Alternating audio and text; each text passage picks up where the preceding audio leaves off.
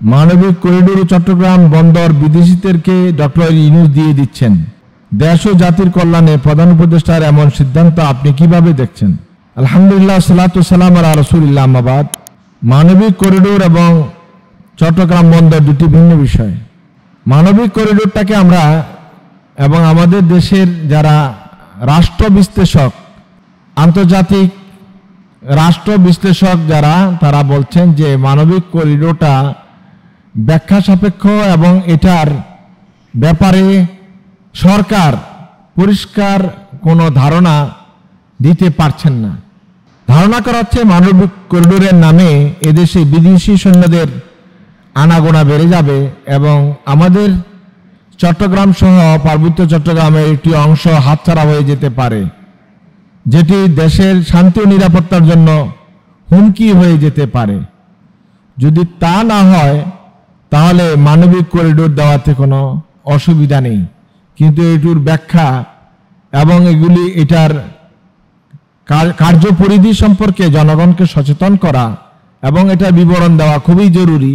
কারণ আমরা দেখেছি ইতিপূর্বে মানবিক করিডোরের নামে যতগুলো করিডোর দেওয়া হয়েছে, এগুলো দিয়ে সংশ্লিষ্ট দেশের শান্তি ও নিরাপত্তা বিঘ্নিত হয়েছে। তো বাংলাদেশের শান্তি ও নিরাপত্তা বিঘ্নিত হয় এমন কোনো মানবিক করিডোর এদেশের জনগণ কোনো অবস্থাতেই মেনে নিবে না।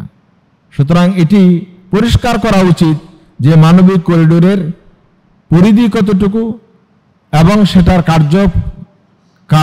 কার্য বিবরণী মানুষদের সামনে উপস্থাপন করা সময়ের দাবি। চট্টগ্রাম বন্দরকে বিদেশিদের হাতে ডক্টর ইউনূস দিয়ে দিবেন, এটি একটি অপপ্রচার। এ প্রসঙ্গে আমরা দেখেছি আমাদের কিছু প্রবীণ রাজনীতিবিদ তারা এটা ব্যাখ্যা দিয়েছেন যে চট্টগ্রাম বন্দরে চট্টগ্রামের কিছু লোক বা কিছু ব্যবসায়ী এটাকে কুক্ষিগত করে রেখেছেন। এই কুক্ষিগত করে রাখার কারণে চট্টগ্রাম বন্দরে তাদের মতো মাল উঠানামা করে এখানে তারা একটা বড় ধরনের ব্যবসা করেন, যে যারা আমদানি রপ্তানির কাজ করে তারা খুব ভোগান্তির মাথায় পড়েন, ভোগান্তির মধ্য দিয়ে তাদের সময়টা কাটে।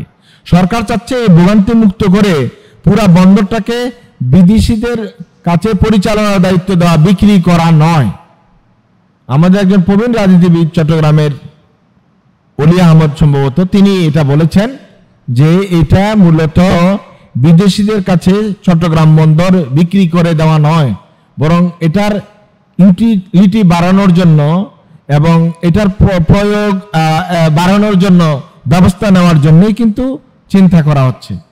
আমারও মনে হয় এটাই বাস্তবতা। আর যদি এটা হয় তাহলে এটাই করা উচিত, কারণ গুটি কয়েক মানুষের হাতে বন্দরটা এখন জিম্মি হয়ে আছে। তারা তাদের মতো করে সেখানে আমদানি রপ্তানির কাজগুলো করেন, এতে করে সাধারণ মানুষ ভোগান্তির শিকার হচ্ছেন। সাধারণ মানুষদেরকে ভোগান্তি থেকে মুক্ত করা এবং আমদানি রপ্তানিকে সহজতর করা, বিদেশি জাহাজগুলি এখানে ভিড়া এবং তাদেরকে ট্যাক্স নিয়ে বাংলাদেশ সরকারের উপকৃত হওয়ার যে কতগুলো পদ্ধতি এবং প্রয়োজনীয়তা রয়েছে, এগুলো বাস্তবতা সামনে রেখে বিদেশিদের দ্বারা চট্টগ্রাম বন্দর পরিচালিত হওয়ার মধ্যে কোনো অসুবিধা আছে বলে আমি মনে করি না। বরং জনগণের সেবা বৃদ্ধি, দেশের আয় বৃদ্ধি এবং একটি চলমান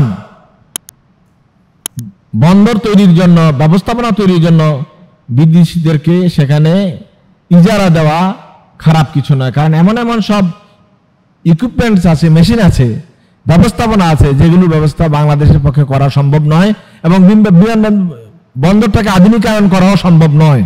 ডক্টর ইউনূস যেহেতু দেশ এবং রাষ্ট্রের জামিনদার আছেন এবং মানুষ তাকে বিশ্বাস করে, তার দ্বারা এই সরকারের দ্বারা দেশের কোনো ক্ষতি হবে না। তাদের দ্বারা বন্দর বিদেশিদের দ্বারা পরিচালনা করে দেশবাসীকে উপকৃত করা এখন সময়ের দাবি। আশা করি এটা দেশবাসীর জন্য উপকৃত হবে। আল্লাহ তাআলা আমাদেরকে দেশের কল্যাণে কাজ করার বুঝার তৌফিক দান করুক। আমিন। ওয়া আখিরু দাওয়ানা আলহামদুলিল্লাহি রাব্বিল আলামিন ওয়া মা তৌফিকি ইল্লা বিল্লাহ।